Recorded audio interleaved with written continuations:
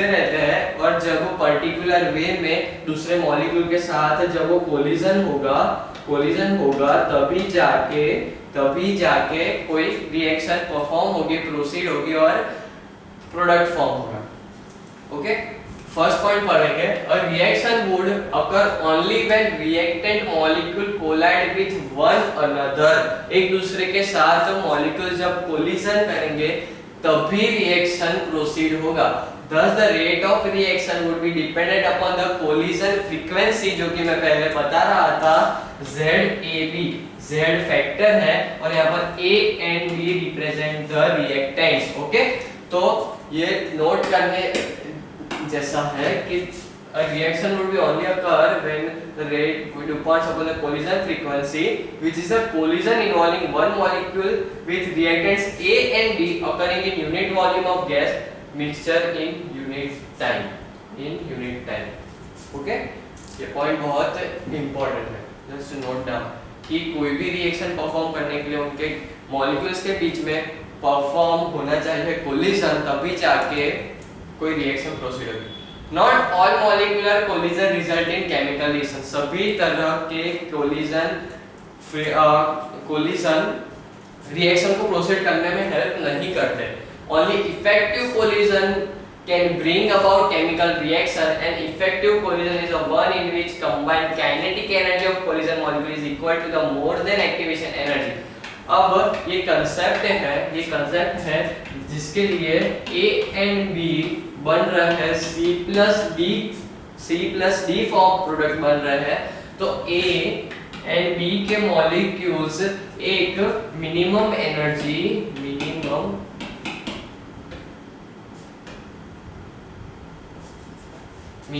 Energy से collision होना चाहिए, एक मिनिमम एनर्जी से ज्यादा एनर्जी के साथ कोलिजन होना चाहिए, तभी जाके प्रोडक्ट फॉर्म होगा और वो मिनिमम एनर्जी को हम कहेंगे एक्टिवेशन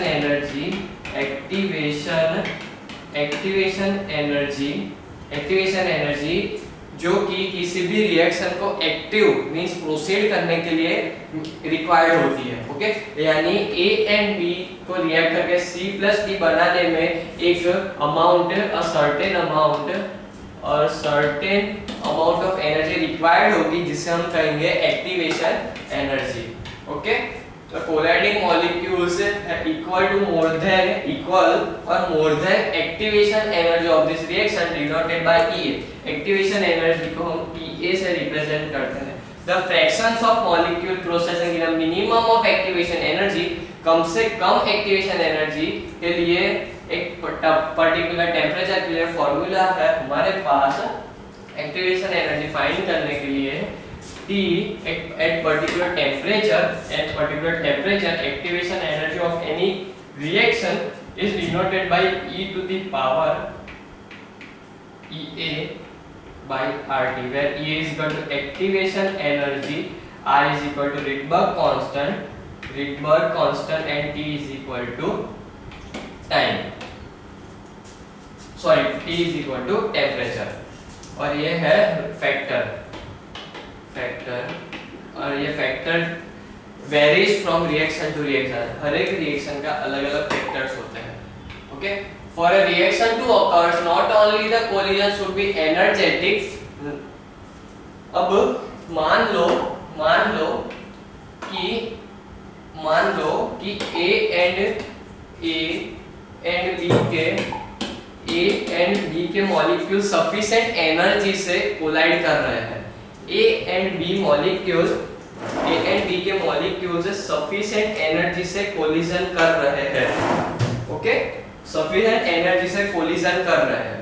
ये A का मॉलिक्यूल है और ये B का मॉलिक्यूल है। ओके, इन दोनों के पास सफिशिएंट एनर्जी है कि वो आपस में कोलिजन करके प्रोडक्ट फॉर्म कर सके। ओके, ये A का मॉलिक्यूल, ये B का मॉलिक्यूल। लेकिन जो नेक्स्ट फैक्टर है जो कि कोलिजन रिएक्शन परफॉर्म होने पे डिपेंड करता है, वो है हमारा proper orientation. Okay, proper orientation. ये A का मॉलिक्यूल, ये B का मॉलिक्यूल इनके पास सफिशिएंट एनर्जी है लेकिन वो ऐसे कोलिजन करेंगे तो प्रोडक्ट फॉर्म नहीं होगा। मान लो ये हमारा प्रोडक्ट है, ये A प्लस B ये हमारा प्रोडक्ट है, लेकिन ये ऐसे कोलिजन करेगा तो हमारा प्रोडक्ट फॉर्म नहीं होगा। इसके लिए अब प्रॉपर ओरिएंटेशन होना चाहिए, जो कि B का मॉलिक्यूल ऐसा होना चाहिए और A का मॉलिक्यूल ऐसा होना चाहिए, तभी जाके ये प्रोडक्ट फॉर्म होगा। इसको हम कहते हैं प्रॉपर ओरिएंटेशन, जिसकी हेल्प से अगर B का मॉलिक्यूल ऐसा होगा, A का मॉलिक्यूल उल्टा होगा या फिर A का मॉलिक्यूल उल्टा होगा, तो ये प्रॉपर ओरिएंटेशन में कोलिजन नहीं हो रहा, इसकी वजह से प्रोडक्ट फॉर्म नहीं होगा। ओके, ये भी डिपेंड करता है कि ओरिएंटेशन क्या है दोनों मॉलिक्यूल्स की। ओके, तो for a reaction to occur not only the collision should be energetic, सिर्फ एनर्जेटिक नहीं होना चाहिए, एनर्जेटिक सिर्फ नहीं होना चाहिए, but the orientation of the colliding molecules should be such which would permit the formation of new bonds। Means इनका orientation ऐसा होना चाहिए जिसकी हेल्प से न्यू बॉन्ड फॉर्मेशन को न्यू बॉन्ड बन सके और प्रोडक्ट फॉर्म हो सके। ओके, अगर ऐसे ये कोलिजन कर रहा है तो प्रोडक्ट फॉर्म नहीं होगा। इसके लिए प्रॉपर ओरिएंटेशन चाहिए, जो कि ऐसे ओरिएंटेशन में दोनों मॉलिक्यूल्स कोलिजन करने चाहिए, जिसकी हेल्प से फिर प्रोडक्ट फॉर्म हो। Consider an example for decomposition of HI। अब यहाँ पर 2 मॉलिक्यूल्स ऑफ HI है जो कि डिकम्पोज होकर हमें दे रहा है H2 और I2। The product will be formed only if during the collision the two atoms are near each other। Means अगर डिकम्पोजिशन हो रहा है HI का, तब H और H के मॉलिक्यूल्स पास में होंगे, तभी जाके H2 फॉर्म होगा, और I के मॉलिक्यूल पास होंगे, तभी जाके इन दोनों के बीच में बॉन्ड बनेगा और new I2 and H2 form होगी। अगर H और H दूर है और H और I पास में, तो ये हमारे प्रोडक्ट्स फॉर्म नहीं होंगे। ओके, तो proper orientation should be there. Okay, the product would be formed only if during the collision the two atoms are near each other and so are the two iodine atoms। दोनों HH और II पास होंगे तभी जाके product form होगा।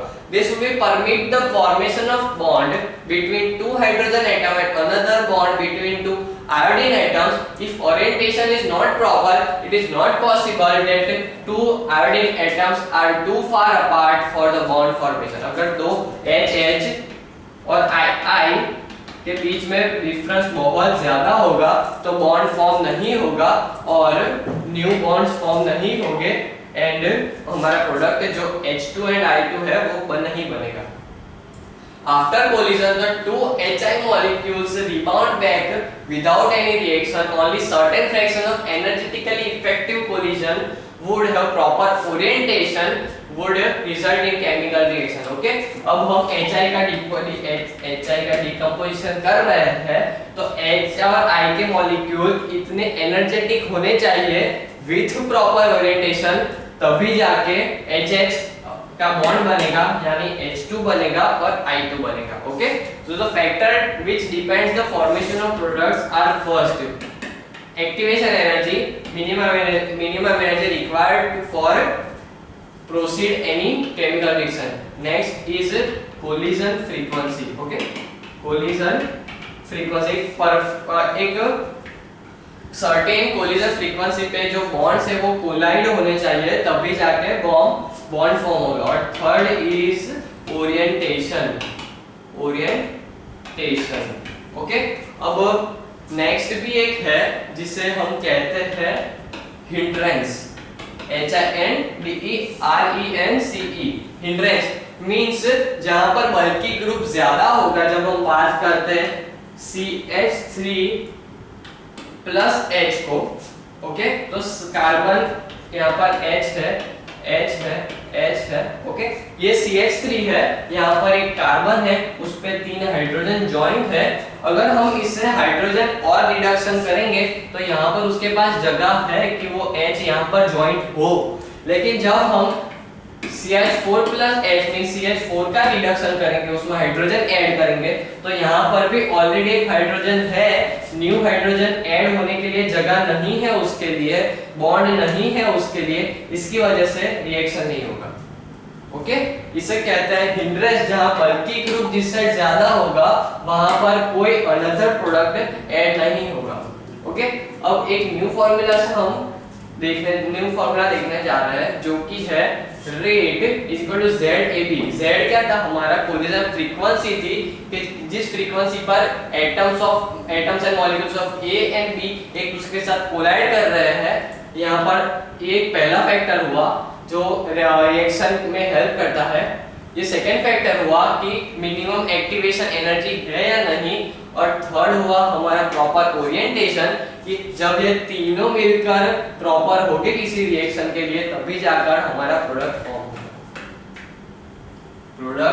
Form होगा। Okay, now next we are going next topic is the dependence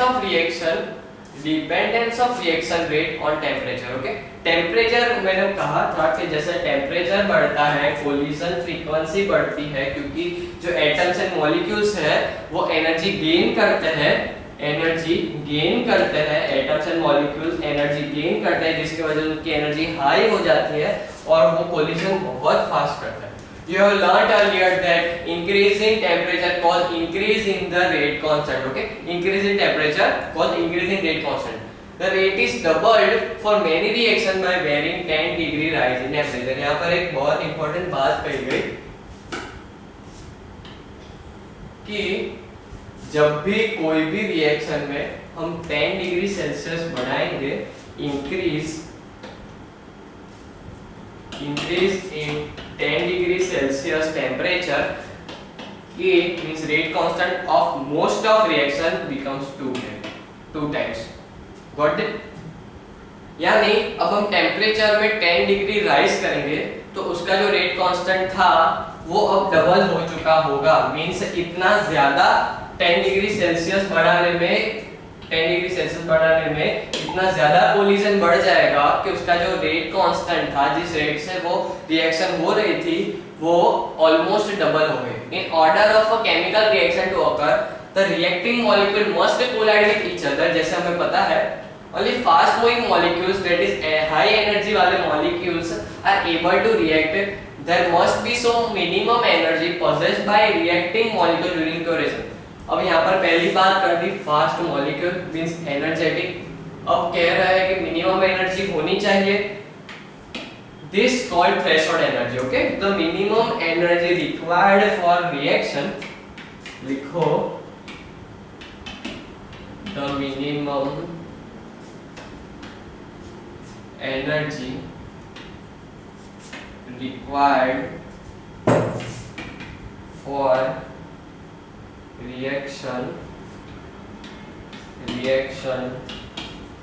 to proceed by atoms and molecules of reactants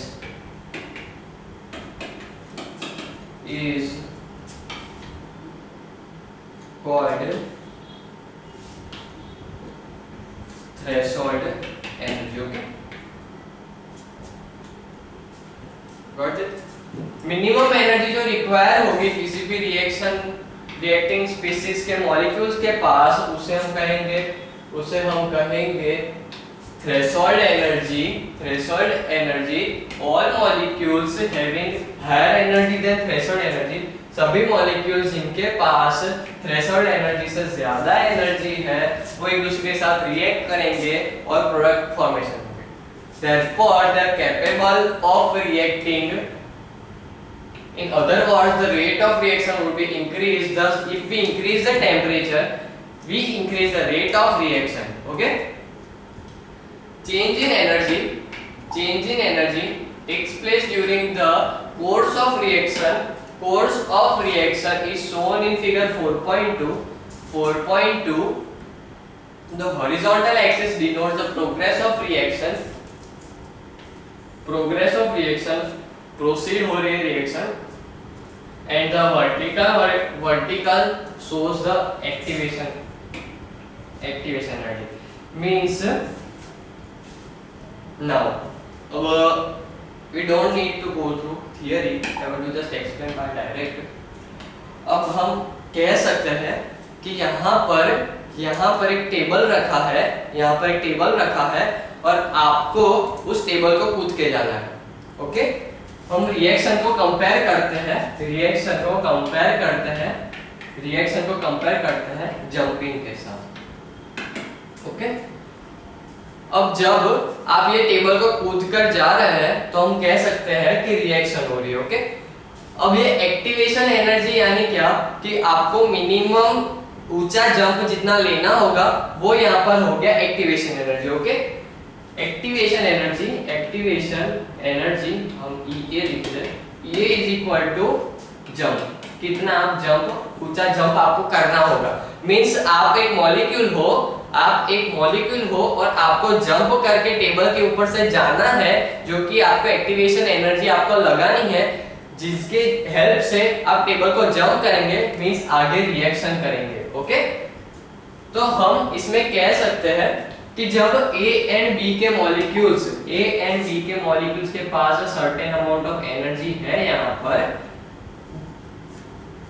और reaction proceed हो रही है, means X is greater than और equal to activation energy. Okay, जब reaction perform होगी तो जब A plus B होगे तो A प्लस B, A के प्लस X थी एनर्जी, B के पास Y थी एनर्जी, तो जब X प्लस Y दोनों की एनर्जी एड अप होगी तो एनर्जी बढ़ेगी।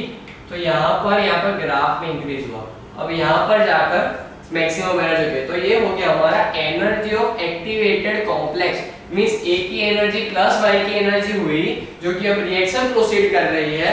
अब वो ग्राफ यहाँ पर डिनोट कर रहा है कि दोनों की एनर्जी मिलाकर यहाँ पर एनर्जी हो गई, ये हो गया मैक्सिमम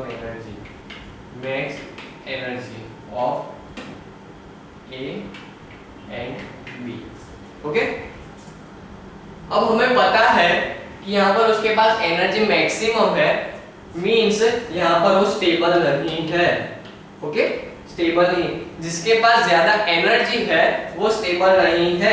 इलेक्ट्रॉन भी जब ग्राउंड स्टेट में था तब उसे एनर्जी दी, वो एक्साइटेड हो गया, लेकिन जब वो एक्साइटेड स्टेट में था तब उसके पास एनर्जी थी, लेकिन वो वहां पर स्टेबल नहीं था, इसकी वजह से उसे स्टेबल होने के लिए एनर्जी लूज करनी पड़ी। ओके, तो यहाँ पर जो A प्लस B के पास एनर्जी है वो धीरे धीरे लूज करेंगे और एक स्टेबल कंपाउंड बनाते जाएंगे। A प्लस B मिलाकर मिक्स होकर एक स्टेबल कंपाउंड बनाएंगे, जो जिनकी अब एनर्जी जितनी पहले थी उससे भी कम हो जाएगी और ज्यादा स्टेबल। ऑब्वियसली जो रिएक्टेंट है वो ज्यादा ही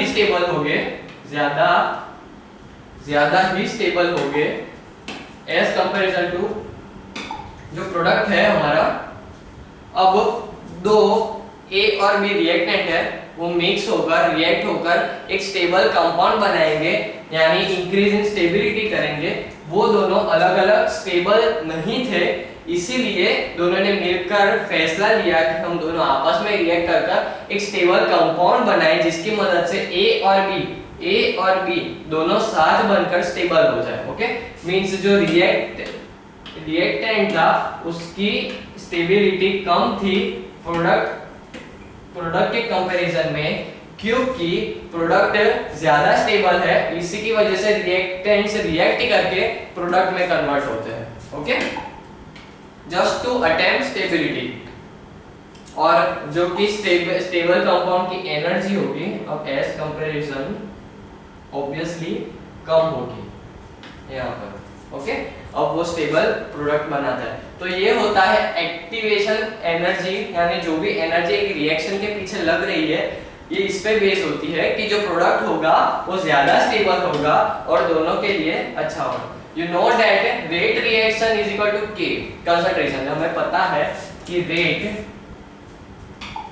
जो रेट है इज इक्वल टू K, यहाँ पर A and B to the power X and Y। Okay, ये कंसंट्रेशन ऑफ रिएक्टेंट्स है। we have value that concentration as unity, the rate of reaction is equal to the rate constant. जब हम इसकी और इसकी value 1 ले रहे हैं तब हमें मिल रहा है कि rate is equal to rate constant. Okay, rate is equal to rate. The rate constant depends on the magnitude of activation energy and also the absolute temperature. K is small when E is very small, very large and temperature is low.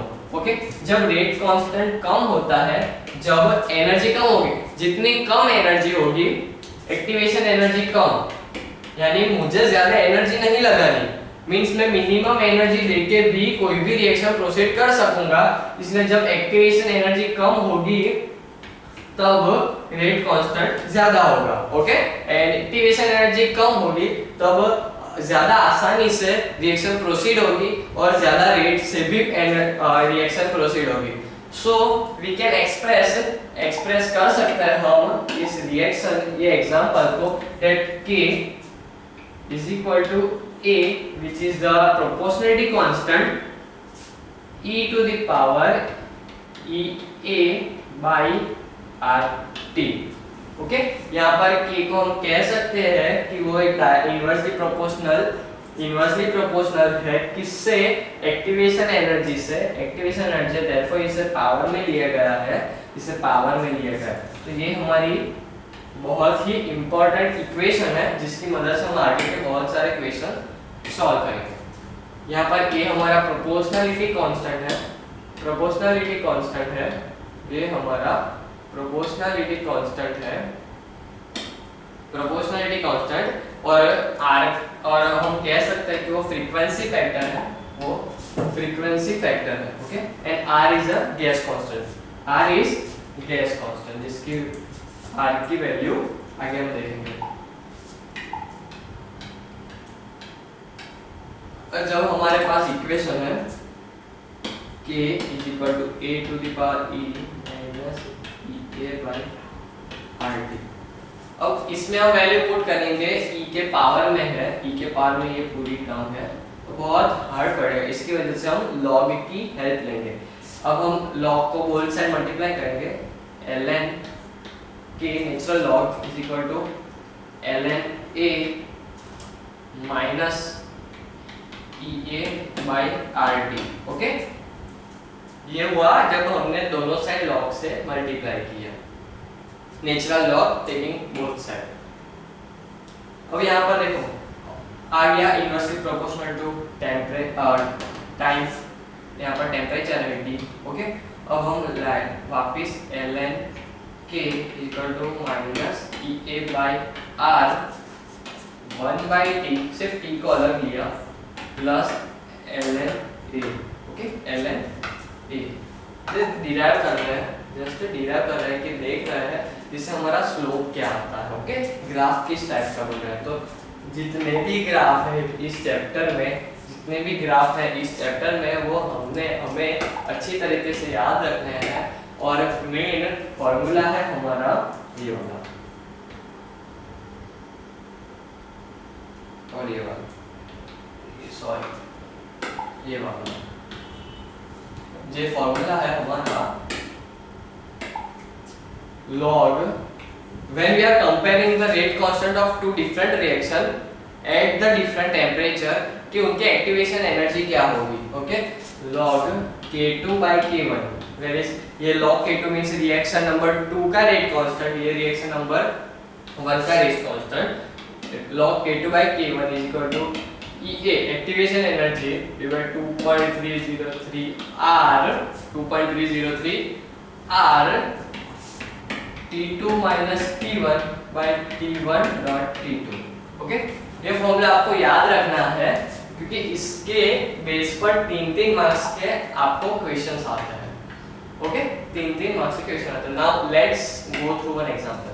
अब हमें दिया गया है कि the equation यहाँ पर what should be the value, what must be the value of EA, activation energy क्या होगी जब rate constant for reaction is double when the temperature increases from, जैसे कि हमने पढ़ा कि 10 डिग्री सेल्सियस को राइज करेंगे तो रेट कांस्टेंट है वो डबल हो जाएगा। ओके, मींस एक रेट, पहली एक रिएक्शन थी A2B में टेम्परेचर था 300 और उसका मान लेते हैं हम रेट था K1।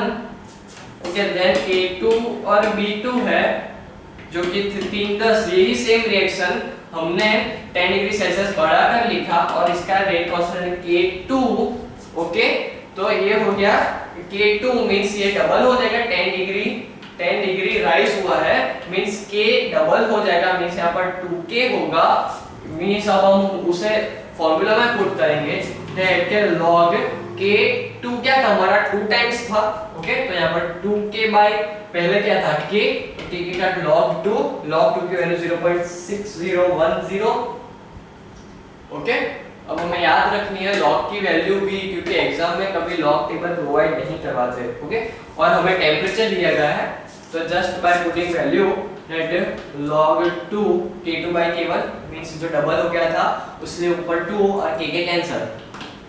EA जो हमें फाइंड करनी है 2.303 R T2 minus T1 means ऊपर होगा T2 क्या था हमारा 310 माइनस T1 था हमारा 300 means 10 T2 T1 310 into 310 into 300। Okay, तो इसको जब हम सॉल्व करेंगे और एक्टिवेशन एनर्जी फाइंड करेंगे तो हमें फिर आगे सॉल्व करके एनर्जी मिलेगी 53.5 kilo joule means 53500 joules. Okay, तो इसी सिंपल फॉर्मूला से हम सॉल्व कर सकते हैं।